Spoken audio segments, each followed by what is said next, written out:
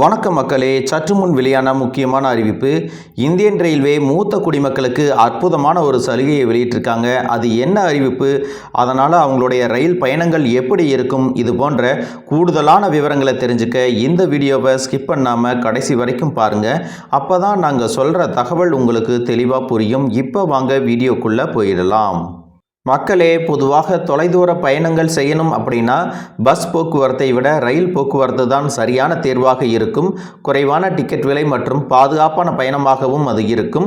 அப்படி இருக்கக்கூடிய சூழ்நிலையில் ரயில் பயணத்தில் களைப்பில்லாமல் நன்றாக தூங்கி எழுந்து வர வேண்டும் என்றால் மூத்த குடிமக்களுக்கு லோயர் பெர்த் ஒரு நல்ல ஆப்ஷனாக இருக்கும்.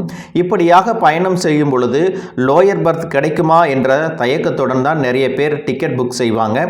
அப்படி இல்லை அப்படின்னா அந்த பயணத்தையே ரத்து பண்ணிடலாமா அப்படிங்கிற மாதிரி கூட யோசிப்போம். ஏன் அப்படின்னா மிடில் அல்லது அப்பர் பெர்த் கிடைக்கும் பொழுது மேலே ஏறி படுக்கிறதுக்கும் டிராவல் பண்ணுறதுக்கும் கொஞ்சம் சிரமமாகவே இருக்கும். இந்த சூழ்நிலைகளை எல்லாம் புரிந்து கொண்டு இந்திய ரயில்வே மூத்த குடிமக்களுக்கு சிறப்பான ஒரு சலுகையை அறிவிச்சிருக்காங்க.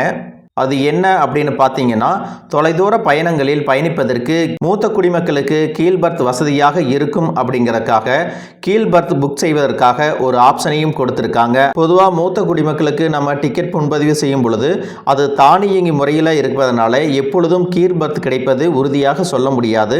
அதுக்காக இந்தியன் ரயில்வே ஒரு ஆப்ஷன் கொடுத்துருக்காங்க. ஜெனரல் கோட்டா அப்படிங்கிறத தேர்வு செஞ்சீங்க அப்படின்னா கீழ் பர்த் கிடைப்பது கஷ்டம். ஆனால் ரிசர்வேஷன் சாய்ஸ் அப்படிங்கிற ஆப்ஷனை தேர்வு செஞ்சு லோயர் பெர்த் என்பதை தேர்வு செய்யவும் ரயில்வே முடிந்தவரை உங்களுடைய விருப்பத்தை நிறைவேற்ற முயற்சி செய்யும் அப்படின்னு சொல்லியிருக்காங்க. 60 வயதுக்கு மேற்பட்ட ஆண்கள் மற்றும் 58 வயதிற்கு மேற்பட்ட பெண்கள் சீனியர் சிட்டிசன் என்ற விருப்பத்தை தேர்வு செய்யலாம் அப்படின்னு சொல்லியிருக்காங்க. அதோடு மக்களே, ஐஆர்சிடிசி இணையதளம் அல்லது செயலியில் பார்த்தீங்கன்னா வயதான பயணியின் பெயர் மற்றும் வயதை சரியாக உள்ளிட்டு சீனியர் சிட்டிசன் அல்லது ஜெனரல் என்பதை தேர்வு செய்து ரிசர்வேஷன் சாய்ஸ் என்பதில் லோயர் பர்த் என்பதை தேர்வு செய்தால் டிக்கெட் உங்களுக்கு உறுதியாயிடுச்சு அப்படின்னா நிச்சயமாக கீழ் பர்த் கிடைக்கும் அப்படிங்கிற தகவலையும் வெளியிட்டிருக்காங்க.